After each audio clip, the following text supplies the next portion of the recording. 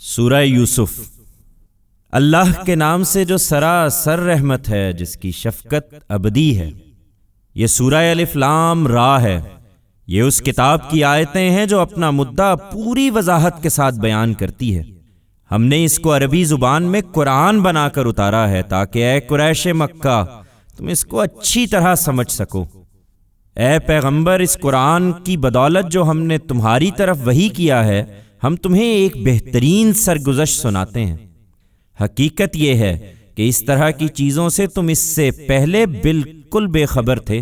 یہ اس وقت کا قصہ ہے جب یوسف نے اپنے باپ سے کہا، ابا جان، میں نے خواب دیکھا ہے کہ 11 ستارے ہیں اور سورج اور چاند ہیں۔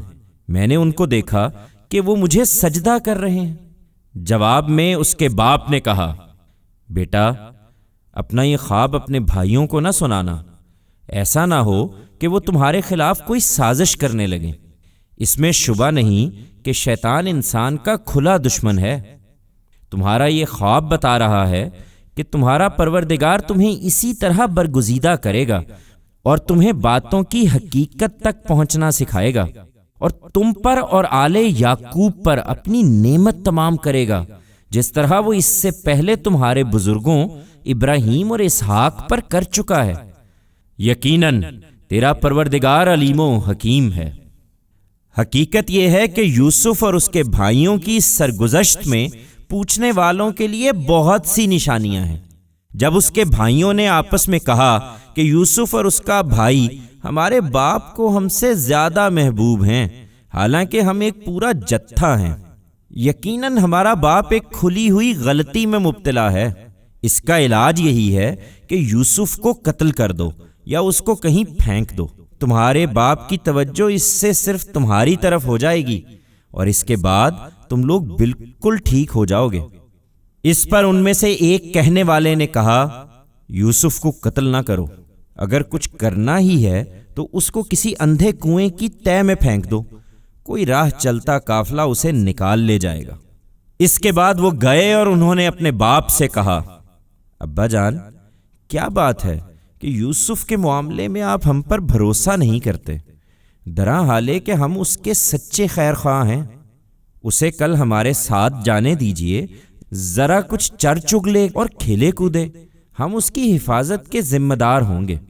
باپ نے کہا، مجھے یہ چیز افسردہ کر دیتی ہے کہ تم اسے لے جاؤ، اور ڈرتا ہوں کہ تم اس سے غافل ہو اور اسے بھیڑیا کھا جائے۔ انہوں نے جواب دیا، اگر اسے بھیڑیے نے کھا لیا جبکہ ہم ایک جتھا ہیں، تب تو ہم بڑے ہی نامراد ہوئے۔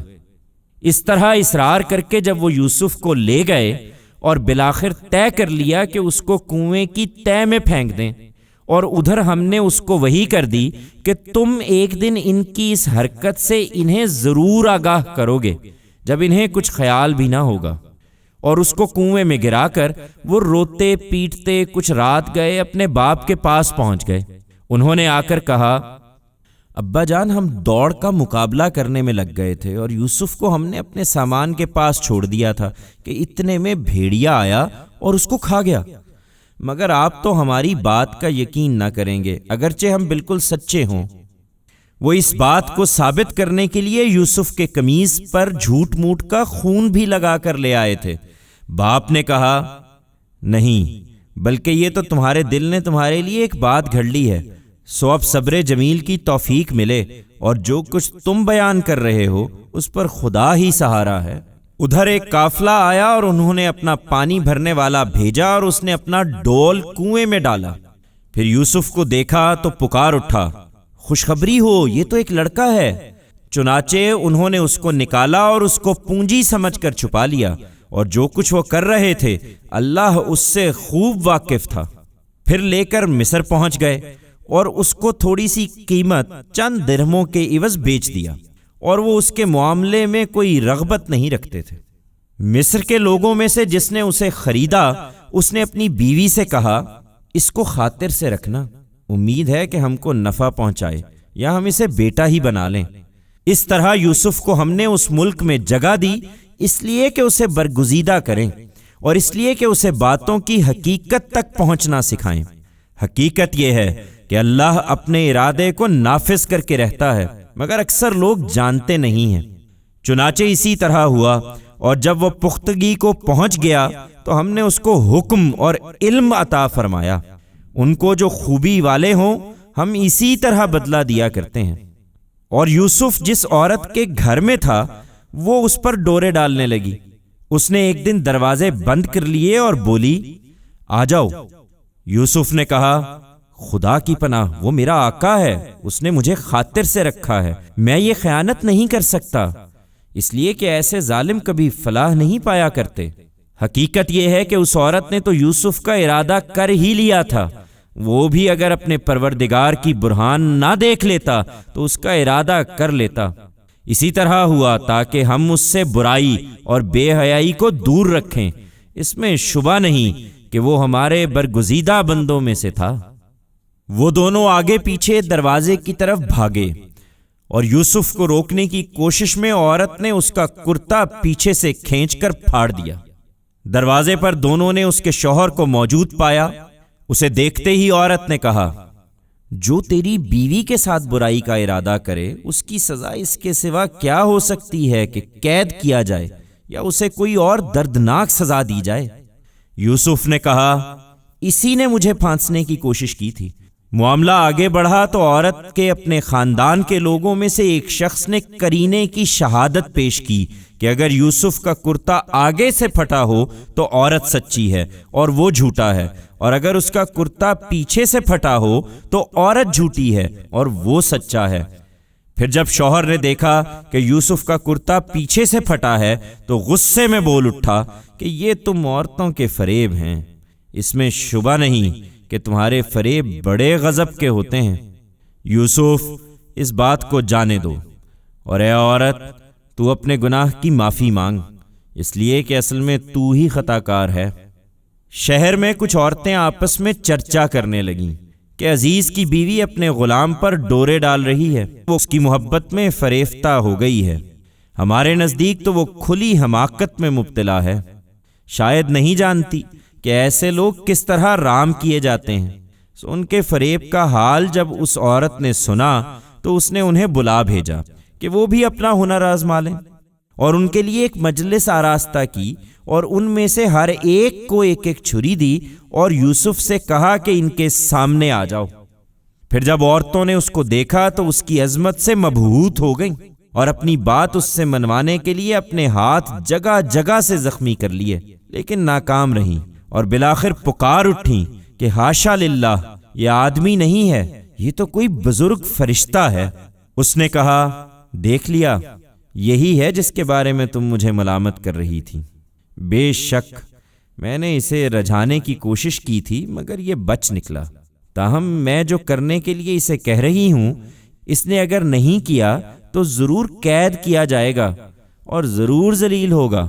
اس پر یوسف نے دعا کی کہ پروردگار، قید خانہ مجھے اس چیز سے زیادہ پسند ہے جس کی یہ مجھے دعوت دے رہی ہیں۔ اب اگر ان کے فریب کو تو نے مجھ سے دفع نہ کیا تو میں ان کی طرف مائل ہو جاؤں گا اور ان لوگوں میں شامل ہو رہوں گا جو جذبات سے مغلوب ہو جاتے ہیں۔ سو اس کے پروردگار نے اس کی یہ دعا قبول کر لی اور ان کا فریب اس سے دفع کر دیا، بے شک وہ سننے والا، جاننے والا ہے۔ پھر اس کی بے گناہی کی یہ نشانیاں دیکھ لینے کے بعد بھی ان لوگوں نے مصلحت یہی سمجھی کہ یوسف کو کچھ مدت کے لیے لازماً قید کر دیں۔ اس کے ساتھ 2 اور نوجوان بھی قید خانے میں داخل ہوئے۔ ان میں سے ایک نے ایک دن اس سے کہا، میں خواب میں دیکھتا ہوں کہ شراب نچوڑ رہا ہوں۔ دوسرے نے کہا، میں دیکھتا ہوں کہ اپنے سر پر روٹی اٹھائے ہوئے ہوں جس میں سے چڑیاں کھا رہی ہیں، ہمیں اس کی تعبیر بتائیے، ہم دیکھتے ہیں کہ آپ ان لوگوں میں سے ہیں جو خوبی اختیار کرتے ہیں۔ یوسف نے کہا، یہاں جو کھانا تمہیں ملتا ہے وہ آئے گا نہیں کہ اس کے آنے سے پہلے میں تمہیں اس کی تعبیر بتا دوں گا، یہ اس علم میں سے ہے جو میرے رب نے مجھے سکھایا ہے۔ واقعہ یہ ہے کہ میں نے ان لوگوں کے مذہب کو چھوڑ دیا ہے جو اللہ پر ایمان نہیں رکھتے اور وہی آخرت کے منکر ہیں، اور میں نے اپنے بزرگوں ابراہیم، اسحاق اور یعقوب کا مذہب اختیار کر لیا ہے۔ ہم کو حق نہیں کہ ہم کسی چیز کو اللہ کا شریک ٹھہرائیں، یہ ہم پر اور تمام انسانوں پر اللہ کا فضل ہے کہ اس نے یہ حقیقت اپنے پیغمبروں کے ذریعے سے واضح کر دی ہے، لیکن اکثر لوگ شکر گزار نہیں ہوتے۔ میرے زنداں کے ساتھیوں، کیا الگ الگ بہت سے خدا بہتر ہیں یا وہ ایک اللہ جو سب پر غالب ہے؟ تم اس کے سوا چند ناموں ہی کی بندگی کر رہے ہو جو تم نے اور تمہارے باپ دادا نے رکھ لیے ہیں۔ اللہ نے ان کی کوئی سند نہیں اتاری ہے، اقتدار صرف اللہ کا ہے۔ اس نے حکم دیا ہے کہ خود اس کے سوا کسی کی بندگی نہ کرو، یہی دین قیم ہے، مگر بہت سے لوگ اس حقیقت کو نہیں جانتے۔ میرے زنداں کے ساتھیوں، تمہارے خواب کی تعبیر یہ ہے کہ تم میں سے ایک تو اپنے منصب پر بحال ہو جائے گا اور اپنے آقا کو شراب پلائے گا، رہا دوسرا تو اسے سولی دی جائے گی، پھر پرندے اس کا سر نوچ نوچ کر کھائیں گے۔ اس بات کا فیصلہ ہوا جس کے بارے میں تم دونوں پوچھ رہے تھے۔ ان میں سے جس کی نسبت یوسف نے خیال کیا کہ وہ رہا ہو جائے گا، اس نے اس سے کہا کہ اپنے آقا سے میرا ذکر کرنا، مگر شیطان نے اس کو اپنے آقا سے یہ ذکر کرنا بھلا دیا اور یوسف کئی سال تک اسی طرح قید خانے میں پڑا رہا۔ پھر ایک دن بادشاہ نے اپنے دربار کے لوگوں سے کہا، میں خواب میں دیکھتا ہوں کہ 7 موٹی گائیں ہیں جنہیں 7 دبلی گائیں کھا رہی ہیں، اور 7 بالی ہری اور دوسری 7 سوکھی ہیں، اور وہ بھی ہری بالیوں کو کھا رہی ہیں۔ دربار کے لوگوں، مجھے میرے خواب کی تعبیر بتاؤ، اگر تم خواب کی تعبیر دیتے ہو۔ لوگوں نے کہا، یہ پریشان خواب ہیں اور ہم اس طرح کے خوابوں کی تعبیر نہیں جانتے۔ ان 2 قیدیوں میں سے جو چھوٹ گیا تھا اور اسے ایک مدت کے بعد یاد پڑا، اس نے کہا، میں آپ لوگوں کو اس کی تعبیر بتاؤں گا، جاننا چاہتے ہوں تو مجھے ذرا قید خانے میں یوسف کے پاس بھیج دیجئے۔ اس نے جا کر کہا، یوسف، اے سراپا راستی، ہمیں 7 موٹی گایوں کے بارے میں بتاؤ جنہیں 7 دبلی گائیں کھا رہی ہیں، اور 7 ہری اور دوسری 7 سوکھی بالیوں کے بارے میں، اس لیے کہ میں لوٹ کر ان لوگوں کے پاس جاؤں تاکہ اٹکل کے تیر چلانے کے بجائے وہ بھی جان لیں کہ اس خواب کی حقیقت کیا ہے۔ یوسف نے کہا، 7 برس تک تم برابر کھیتی کرو گے، لہٰذا جو فصل تم کاٹو اس میں سے تھوڑا سا نکال کر جو تم کھاؤ گے، باقی سب اس کی بالیوں میں چھوڑ دو تاکہ خراب نہ ہو۔ اس کے بعد پھر 7 برس بہت سخت آئیں گے، جو تھوڑی مقدار کے سوا جسے تم محفوظ کر لو گے وہ غلہ کھا جائیں گے جو ان برسوں کے لیے تم نے فراہم کیا ہوگا۔ اس کے بعد پھر 1 سال ایسا آئے گا کہ جس میں باران رحمت سے لوگوں کی فریاد رسی کی جائے گی اور وہ اس میں انگور نچوڑیں گے۔ یہ تعبیر دربار میں سنائی گئی تو بادشاہ نے کہا، اسے میرے پاس لاؤ۔ مگر جب قاصد یوسف کے پاس اسے لینے کے لیے پہنچا تو اس نے کہا، اپنے آقا کے پاس واپس جاؤ اور اس سے پوچھو کہ ان عورتوں کا کیا معاملہ ہے جنہوں نے اپنے ہاتھ کاٹ لیے تھے، میرا پروردگار تو ان کے فریب سے خوب واقف ہے۔ بادشاہ نے انہیں بلا کر پوچھا، تمہارا کیا ماجرا ہے جب تم نے یوسف کو پھسلانے کی کوشش کی تھی؟ سب نے گواہی دی کہ حاشا للہ، ہم نے اس میں برائی کا کوئی شائبہ تک نہیں پایا۔ عزیز کی بیوی بھی بول اٹھی، اب حق کھل چکا ہے، یہ میں ہی تھی جس نے اس کو پھسلانے کی کوشش کی تھی، اس میں شبہ نہیں کہ وہ بالکل سچا ہے۔ یوسف نے کہا، اس سے میری غرض یہ تھی کہ عزیز یہ جان لے کہ میں نے درپردہ اس کی خیانت نہیں کی تھی، اور یہ کہ جو خیانت کرتے ہیں ان کی چال کو اللہ چلنے نہیں دیتا۔ میں کچھ اپنے نفس کی برات نہیں کر رہا ہوں، نفس تو برائی پر اکساتا ہی ہے، الا یہ کہ جب میرا پروردگار رحم فرمائے۔ حقیقت یہ ہے کہ میرا پروردگار بڑا بخشنے والا ہے، اس کی شفقت ابدی ہے۔ بادشاہ نے کہا، اس کو میرے پاس لاؤ، میں اسے اپنے لیے خاص رکھوں گا۔ پھر جب اس سے بات چیت کی تو اس قدر متاثر ہوا کہ اس نے کہا، اب تم ہمارے ہاں صاحب اقتدار ہو اور تم پر بھروسہ کیا جائے گا۔ یوسف نے کہا، اس ملک کے خزانے میرے سپرد کر دیجئے، اس لیے کہ میں حفاظت کرنے والا بھی ہوں اور علم بھی رکھتا ہوں۔ یوسف کو اس طرح ہم نے اس ملک میں اقتدار عطا فرمایا، وہ اس میں جہاں چاہے اپنی جگہ بنائے۔ ہم اپنی رحمت سے جس کو چاہتے ہیں نوازتے ہیں، اور خوبی اختیار کرنے والوں کا اجر ہم کبھی ضائع نہیں کرتے۔ آخرت کا اجر البتہ ان لوگوں کے لیے اس سے کہیں بڑھ کر ہے جو ایمان لائے اور خدا سے برابر ڈرتے رہے۔ اس کے کئی برس بعد یوسف کے بھائی مصر آئے اور اس کے ہاں بھی حاضر ہوئے، تو اس نے انہیں پہچان لیا، مگر انہوں نے یوسف کو نہیں پہچانا۔ پھر ان کی واپسی کے وقت جب اس نے ان کا سامان تیار کرایا تو ان سے کہا، اب آؤ گے تو اپنے سوتیلے بھائی کو بھی میرے پاس لانا۔ دیکھتے نہیں ہو کہ میں غلہ بھی پورے پیمانے سے دیتا ہوں اور بہت اچھی میزبانی کرنے والا بھی ہوں، لیکن اگر تم اس کو میرے پاس نہیں لاؤ گے تو نہ میرے پاس تمہارے لیے غلہ ہے اور نہ تم میرے قریب پھٹکنا۔ انہوں نے کہا، ہم اس کے بارے میں اس کے باپ کو راضی کرنے کی کوشش کریں گے اور ہم یہ ضرور کر لیں گے۔ یوسف نے اپنے خدام سے کہا کہ ان لوگوں نے غلے کے عوض جو مال دیا ہے وہ چپکے سے ان کے کجاووں ہی میں رکھ دو۔ اس سے مقصود یہ ہے کہ جب وہ اپنے اہل و عیال میں پہنچیں تو اسے پہچان لیں کہ انہی کا مال ہے جو انہیں واپس کر دیا گیا ہے، تاکہ وہ پھر آئیں۔ سو جب وہ اپنے باپ کے پاس لوٹے تو کہا، ابا جان، آئندہ ہم سے غلہ روک دیا گیا ہے، لہٰذا ہمارے بھائی بنیامین کو بھی ہمارے ساتھ جانے دیجئے کہ ہم اپنی سچائی ثابت کر سکیں اور غلہ لائیں، ہم اس کی حفاظت کا عہد کرتے ہیں۔ باپ نے جواب دیا، کیا میں اس کے معاملے میں بھی تم پر ویسا ہی بھروسہ کروں جیسا اس سے پہلے اس کے بھائی کے معاملے میں تم پر بھروسہ کر چکا ہوں؟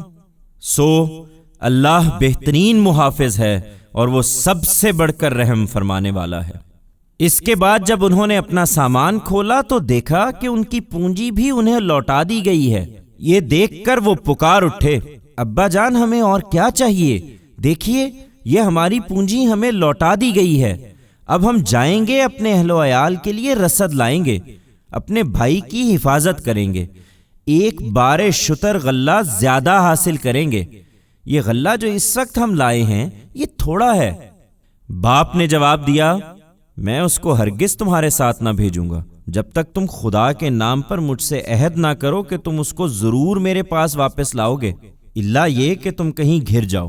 سو اس کے اصرار پر جب انہوں نے اس کو اپنا پکا قول دے دیا تو اس نے کہا، یہ قول و قرار جو ہم کر رہے ہیں اس پر اللہ نگہبان ہے۔ پھر روانہ ہونے لگے تو اس نے ان کو ہدایت کی کہ میرے بیٹو، تم سب ایک ہی دروازے سے مصر کے دارالسلطنت میں داخل نہ ہونا، بلکہ الگ الگ دروازوں سے جانا۔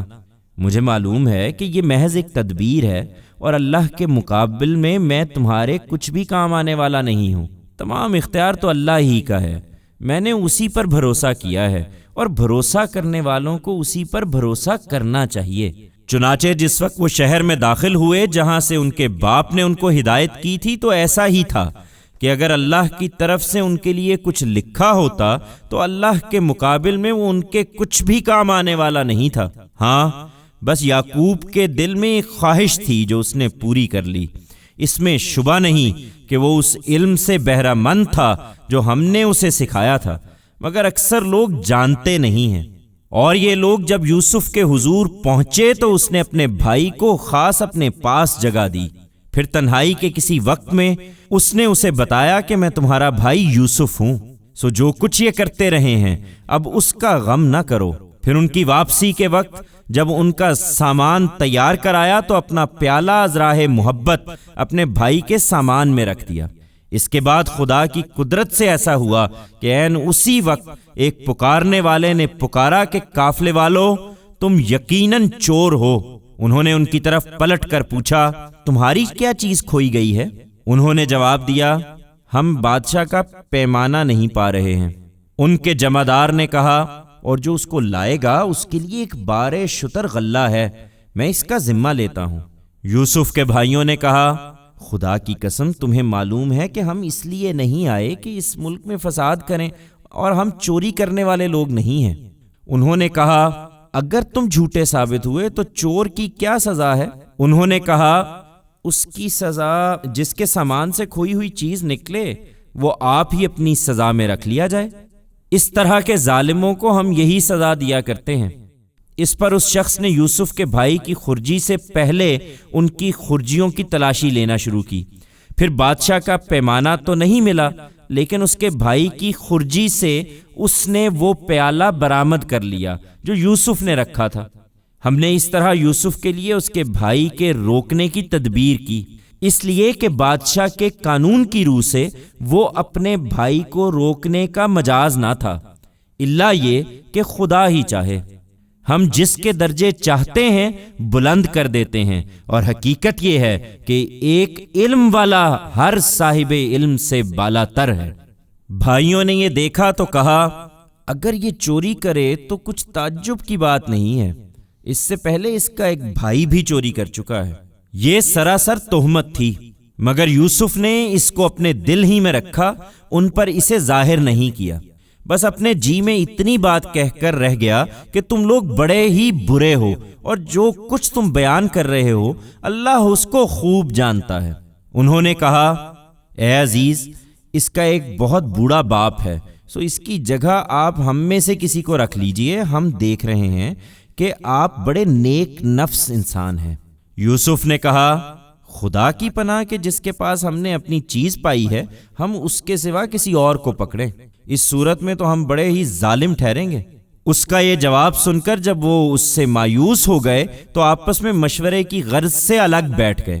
ان کے بڑے نے کہا، کیا تم جانتے نہیں ہو کہ تمہارے باپ نے خدا کے نام پر تم سے پکا قول و قرار لیا ہے، اور اس سے پہلے یوسف کے معاملے میں جو تقصیر تم سے ہو چکی ہے اسے بھی جانتے ہو؟